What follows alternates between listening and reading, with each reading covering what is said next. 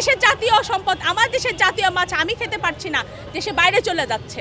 এখন দেখি সবাই ইন্ডিয়ার মন রক্ষা করার জন্য ইন্ডিয়াতে 1200 মেট্রিক টন ইলিশ রপ্তানি করা হচ্ছে, সেটার বিরুদ্ধে আমরা প্রতিবাদ একটা কর্মসূচি মানে প্রেস রিলিফ বিতরণের কর্মসূচি করছি আজকে। তো আমরা মানে আমাদের দেশে যে ইলিশ মাছ, আমাদের 18 কোটি জনগণ এই ইলিশ মাছ দেখতেও পায় না, খেতেও দেখবে মানে খাবে তো দূরের কথা, দেখতেও পায় না। কারণ হচ্ছে এটার দাম এত চড়া মূল্য যে বাংলাদেশে যে এটার দাম হচ্ছে 3000 2500 টাকা করে। তো আমাদের যারা মধ্যবিত্ত আছে, নিম্ন পর্যায়ে যারা আছে তা তো সম্ভবই না, মধ্যবিত্ত যারা আছে তারাও খেতে পায় না, ঠিক আছে। উচ্চবিত্ত যারা আছে তাদের একটা সামর্থ্য আছে, তারা তাদের মতন খায়, ঠিক আছে। কিন্তু এটা তো ইলিশ মাছ তো জাতীয় মাছ, এটা জাতীয় একটা সম্পদ, জাতীয় সম্পদগুলোর মধ্যে একটা। তো এই জাতীয় মাছ কেন করা হয়েছে? কারণ এটা হচ্ছে ওই দেশের সব ধরনের মানুষ খাবে, ছোট মানে নিম্ন শ্রেণী থেকে শুরু করে সব শ্রেণীর মানুষ হচ্ছে ওই মাছটা খাবে। যে খাবারটা সব ধরনের শ্রেণীর মানুষ খেতে পারে সেই খাবারটাই তো জাতীয় হয়। যেমন শাপলা ফুল জাতীয় করেছে কেন? কারণ শাপলা ফুল হচ্ছে সবার হাতে ধরা ছোঁয়ার কাছে, সে যে কেউ এই শাপলা ফুলটাকে ধরতে পারে, ঠিক আছে, সেটাকে করতে পারে, যে তার সৌন্দর্য করতে পারে। আবার যেমন কাঁঠাল জাতীয় ফল কেন করা হয়েছে? কারণ এটাও হচ্ছে সবার মানে ধনী গরিব সবার হাতের নাগালে দামের মধ্যে।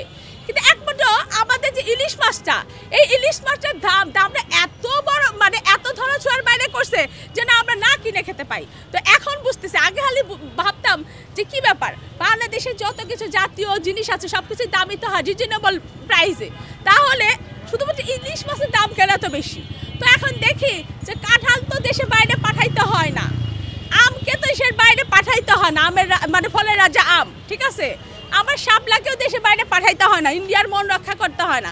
এখন দেখি সবাই ইন্ডিয়ার মন রক্ষা করার জন্য এই দেশের মানুষ যেন আমরা যেন না কিনে খেতে পাই এবং ওটা যেন রয়ে যায়, ওই সুবিধার্থে তারা হচ্ছে আমাদের জন্য দাম বাড়িয়ে রাখে 2500 থেকে 3000, ঠিক আছে।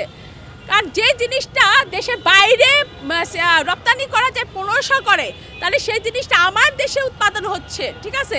সেই জিনিসটা আমি তাহলে 1000 টাকায় কিনতে পারবো, 500 টাকায় কিনতে পারবো, ঠিক আছে। অর্থাৎ দেশের বাইরের মানুষ যে টাকায় কিনবে তার থেকে 3 ভাগের 1 ভাগ দাম দিয়ে আমি কিনবো, আর আমার থেকে 2 ভাগ দাম বেশি দিয়ে তারা কিনবে। কিন্তু এইখানে আমার ক্ষেত্রে উল্টা হচ্ছে, আমার দেশের জাতীয় সম্পদ, আমার দেশের জাতীয় মাছ আমি খেতে পারছি না, দেশে বাইরে চলে যাচ্ছে।